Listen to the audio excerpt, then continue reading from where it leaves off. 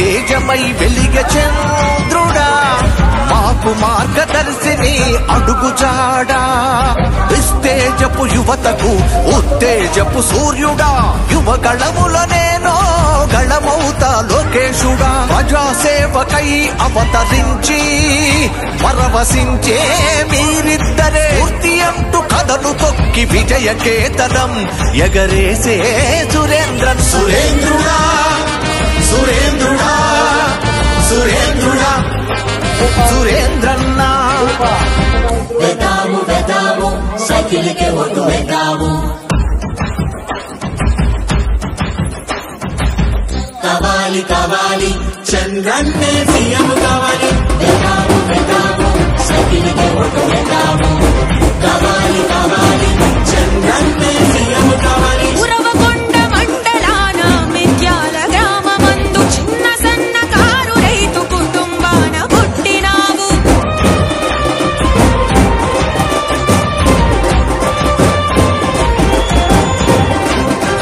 వెనక చర్లలో చదువు మొదలు పెట్టి ఎదిగినావు చదువులతో పాటు ప్రజల కష్టాలను చదివినావు సాటి మనిషి కష్టాలకు స్పందించే సహృదయం నేటి దాన గుణములోన శిబిని ఔదార్యం ధైర్యాన మేరున గౌదయలో నా హిమాలయం నీకోసం చూస్తున్నారు జనమంతా సైన్యమల్లె సురేంద్రన్న సైన్యమల్లె సురేంద్రన్న సురేంద్రుడా సురేంద్రుడా సురేంద్రుడా సురేంద్రన్న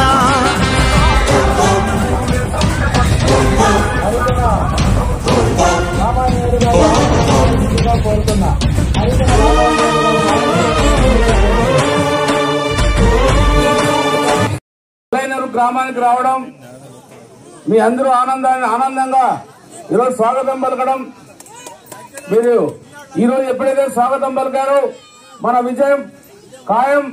అలాగే జూన్ 3వ తారీఖు 4వ తారీఖు చంద్రబాబు నాయుడు గారు ముఖ్యమంత్రిగా ప్రమాణ స్వీకారం చేయడం కూడా ఖాయం. కాబట్టి మన సోదరుడు ఇప్పుడే చెప్పాడు, ఎవరు కూడా భయపడాల్సిన అవసరం లేదు. ఎప్పుడు కూడా మీ అందరికీ తోడుగా నేను ఉంటాను. ఏ సమస్య వచ్చినా కూడా నేను ముందు ఉంటాను.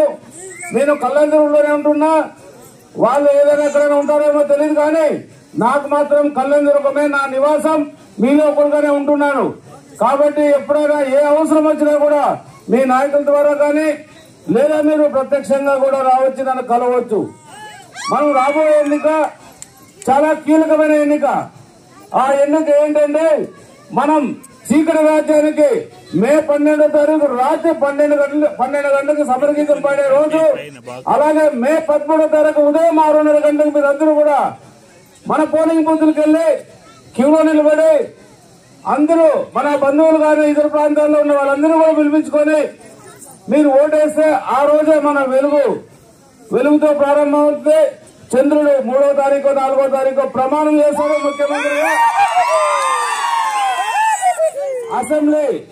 అసెంబ్లీ అభ్యర్థిగా నేను అమలేని సురేంద్రబాబుని, అలాగే పార్లమెంట్ అభ్యర్థిగా మన సోదరుడు బోయ అంబికా లక్ష్మణ ఇద్దరం కూడా సైకిల్ గుర్తుపై పోటీ చేస్తున్నాం.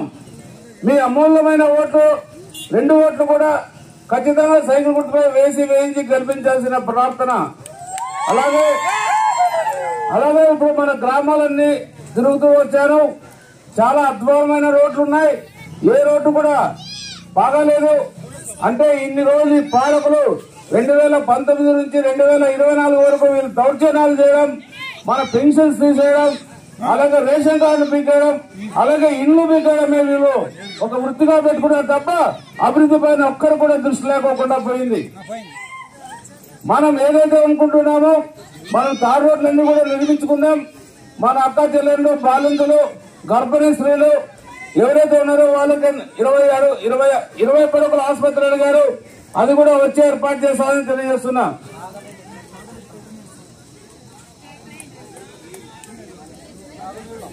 ఏదైతే తాగడానికి నీళ్లు మనకి ఫ్లోరిన్ ఎక్కువగా ఉన్న గ్రామం అని చెప్తున్నారు. అలాంటి గ్రామంలో RO ప్లాంట్ కావాలని మన నాయకులు అడుగుతున్నారు.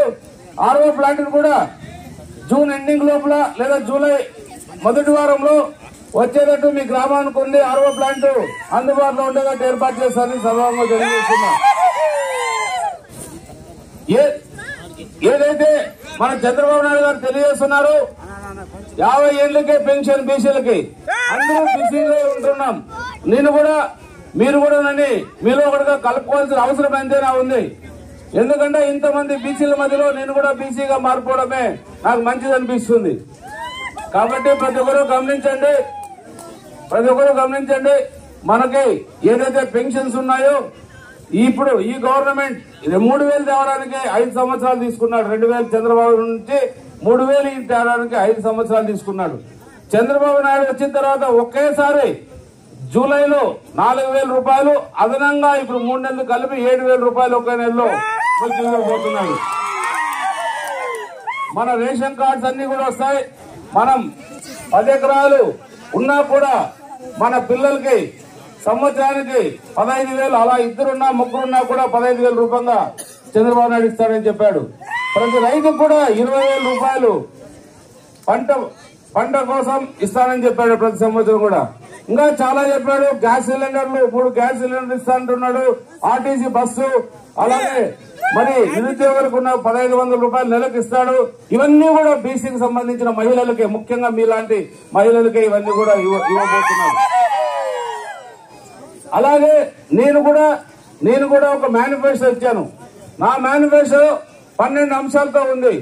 ఒకటి, మన బీటీపీ ప్రాజెక్ట్ 114 చెరువుకు నీళ్లు తేవడం. రాబోయే 2.5 సంవత్సరంలో మన మలైనూరు చెరువు కూడా నీళ్లు తెచ్చి మీ అందరూ కూడా ఉపయోగం చేస్తారని తెలియజేస్తున్నా. మన రోడ్లు నిర్మించుకుందాం, ప్రతి ఇంటికి తాగునీరు తెచ్చుకుందాం. మన యువతకి చాలా మంది చదువుకున్న వాళ్ళు ఉన్నారు. వాళ్ళందరూ కూడా మనకు దగ్గరలోనే, మీకు చాలా అతి దగ్గరలోనే 1,200 ఎకరాలు గవర్నమెంట్ భూమి ఉంది, ఏపీఐసిసి ల్యాండ్.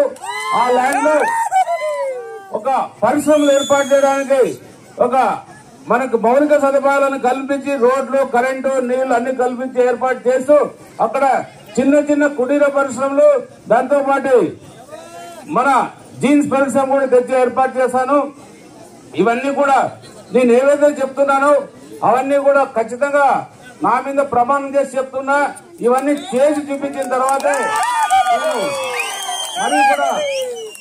మరి కూడా మీరే వచ్చిందని మీరే నిలబడాలన్నా, మీ ఎన్నికల్లో నెక్స్ట్ రాబోయే ఎన్నికల్లో మీరే మా ఎమ్మెల్యే అభ్యర్థిగా ఉండాలని కోరుకునే విధంగా ఉంటాను తప్ప ఏ ఒక్క అవినీతి కూడా పాల్పడను. ఎవరో అవినీతి చేసి ఇక్కడ నుండి పోయారని చెప్తున్నారు, పరిగెత్తిపోయారని చెప్తున్నారు. కానీ నేను అలాంటి వ్యక్తిని కాదు.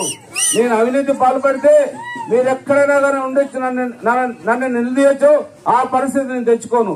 ఎందుకంటే నేను సేవ చేయడానికి వచ్చాను తప్ప అవినీతి చేయడానికి రావట్లేదు. ఒకటే అడిగాడు చంద్రబాబు నాయుడు గారు, నువ్వు అనంతపురంలో పోటీ చేస్తావా, కళ్యాణదుర్గంలో పోటీ చేస్తావా అని అడిగాడు. అంటే 3-4 సార్లు నేను వద్దన్నా, నాకు టికెట్ వద్దని చెప్పాను. 5వ బాగలేదని చెప్పి మీరు అనంతపురం కళ్యాణదుర్గం అంటే నేను చెప్పాను, నాకు కళ్యాణదుర్గమే కావాలి సార్ అన్న. ఎందుకు నువ్వు అనంతపురంలో బాగుంది కదా, ఎందుకు నువ్వు అనంతపురంలో పోటీ చేయవంటే నాకు ఆయన చెప్పింది కరెక్టే. నేను అనంతపురంలో మా ఆఫీస్ లో కూర్చున్నా కూడా 25,000 మెజారిటీతో నేను గెలుస్తాను. నాకు అన్ని పరిచయాలు, అన్ని కార్యక్రమాలు అక్కడ చేశాను. కానీ ఇక్కడ ఈ ప్రాంతాలు ఒక్కరోజు తిరిగిపోయాను. ఈ ప్రాంతాలు చూసిన తర్వాత నాకు అనిపించింది, నేను కొన్ని మంచి పనులు చేయగలిగితే మీ గుండెల్లో ఉండిపోతారనే సంకల్పం ఏ దురుద్దేశంతో రాలేదు. ఖచ్చితంగా మీ అందరూ కూడా అభివృద్ధి చేసే బాధ్యతని తీసుకుంటాను. చంద్రబాబు నాయుడు కాలు పట్టుకునైనా సరే ఈ ప్రాంతానికి నిధులు తీసుకొచ్చి మన ప్రాంతం అంతా అభివృద్ధి చేసుకుంటే ఏర్పాటు చేస్తారని ఈ సభాముఖంగా మీకు తెలియజేస్తున్నాను. మనం చాలా ఉంది ఈ ప్రాంతంలో అభివృద్ధి చేసుకోవాల్సినది.